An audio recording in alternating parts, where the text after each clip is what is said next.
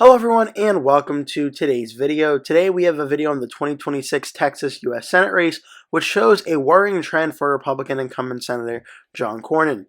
In a newly released Senate Leadership Fund poll, which is also sponsored by the Republican super PAC, the Terrence Group, it shows that John Cornyn is losing very badly to Republican primary challenger, Texas Attorney General Ken Paxton.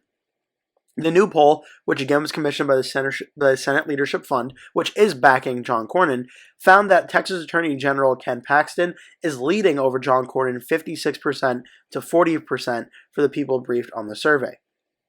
The poll also did a three-way contest with Republican representative from Texas, Wesley Hunt, in the mix as well, who is also considering a run. He has not yet announced, but he is considering a run as well.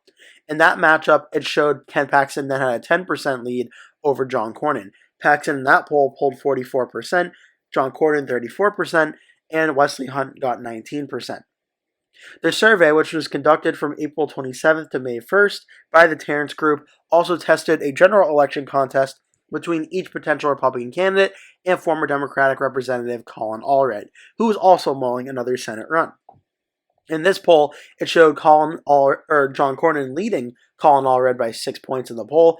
Wesley Hunt led by 4 points. However, a similar trend as last time, Ken Paxton was trailing to Colin Allred by 1 point. This poll, at least so far, seems to really talk about the underscore problem the Republicans could be having, that Ken Paxton, who is a MAGA loyalist, has faced a slew of legal troubles. He is best positioned to win a Republican primary right now, but could struggle more than the other Republicans in a general election for Texas.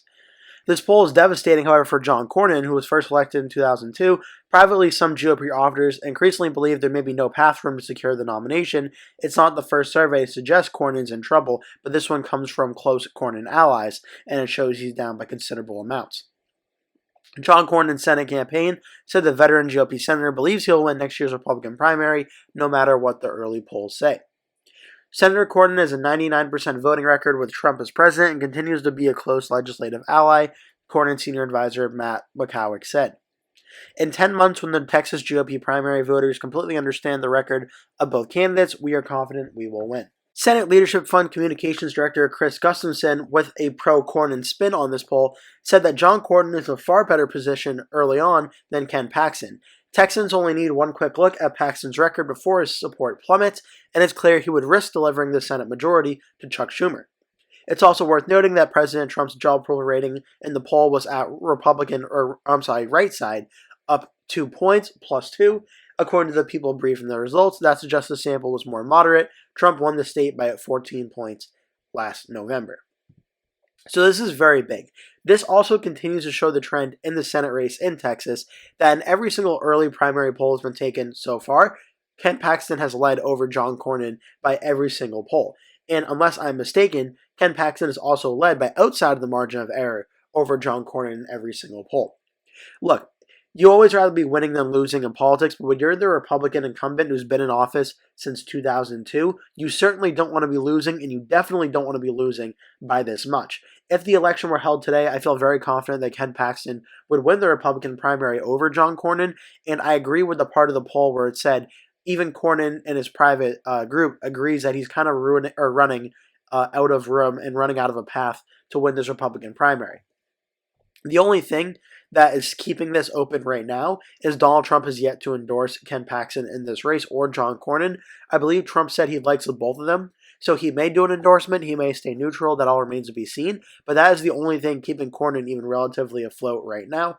Cornyn's highest support in any of the polls has been 40%, where Paxton's lowest support has been 38%, which means Cornyn's highest support is only 2 points higher than Paxton's lowest, and in every other poll, Paxton has had at least 42% in it. So you can look at this however you want, but right now it's very clear Ken Paxton is leading over John Cornyn.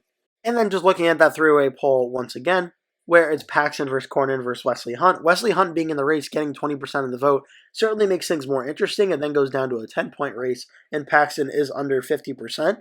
But right now, I think it's pretty clear Ken Paxton is the favorite in the Republican primary at this time. Where it gets really interesting now is what the Democrats do. If the Democrats run Colin Allred, who of the potential candidates I would argue is the probably better candidate than Beto O'Rourke at trying to win Texas statewide, O'Rourke had a close race in 2018 against Ted Cruz. But Colin Allred, I think, would actually do a little bit better in the 2026 election environment. This general election could get interesting very, very quickly. Right now, the Inside Elections and Cook Political Report have Texas' Senate race as solid Republican.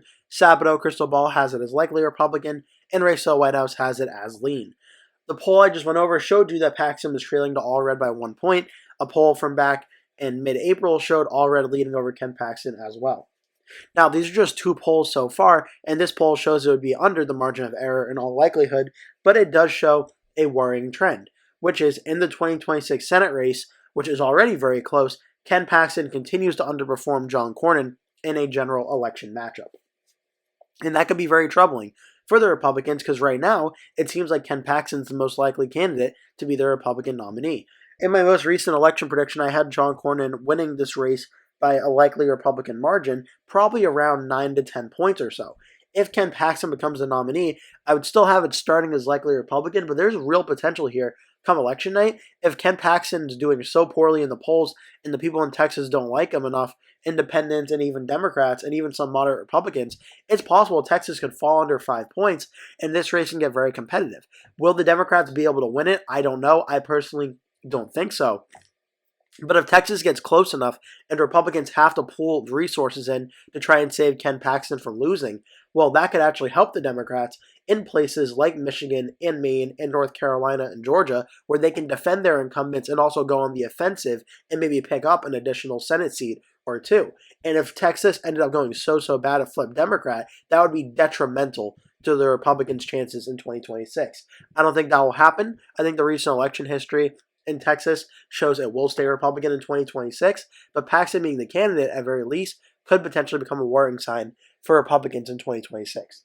Now, the good news for the Republicans is Texas voted for Donald Trump by 13.7% in 2024. It swung from a 5.6% win in 2020. Just comparing the margins here, Texas swung about 8.1% just from 2020 at the presidential level. That is a huge shift in one 4-year election cycle. From 2016 to 2024, Texas shifted about 4.7%. From 2012 to 2024, however, it has shifted towards the Democrats by 2.1%. So overall, since 2012, it shifted more to the Democrats, but from 2016 to 2024, it shifted more to the Republicans. That's the good news for the GOP there. Looking at the Senate races, it voted for Cruz by 8.5% in 2024. In 2020, it voted for Cornyn by 9.6%. In 2018, this was that very close race with Beto O'Rourke. Cruz only won by 2.6%. 2014, Cornyn won by 27.2%. From 2018 to 2024, Texas has swung towards the Republicans toward Ted Cruz by about 5.9%. But if you want to look at from 2020 back to 2014, from Cornyn's last run, it shifted towards the Democrats by 17 points.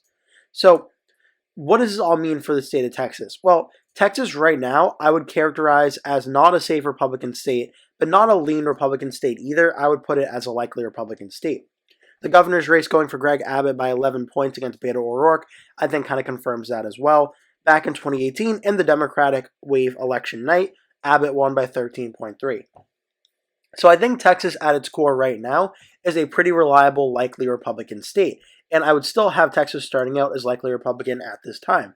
But if Ken Paxton does become the Republican nominee, as the early polls show that he will, we have to monitor that race very closely. Because if he continues to poll poorly against Colin Allred and this race gets close, well, not everything happens in a vacuum. That could lead to the Democrats maybe being able to go on the offensive in a state like North Carolina and maybe trying to go on the offensive in a state like Maine, where the Republicans don't have as much resources to help out in those states because they also have to keep one of their own from flipping to the Democratic side. This would give the Democrats a huge advantage going into 2028 at maybe flipping the Senate seat back. So Texas for now, I would leave as likely Republican, but this is certainly one to monitor with Ken Paxton potentially being the Republican nominee in 2026. I hope you enjoyed this video. Make sure to hit like and subscribe if you do. Leave a comment below telling me your thoughts. Also, make sure to stay tuned. I post at least 2 new videos every day that you're not going to want to miss. Thank you so much for watching. I hope to see you in the next video.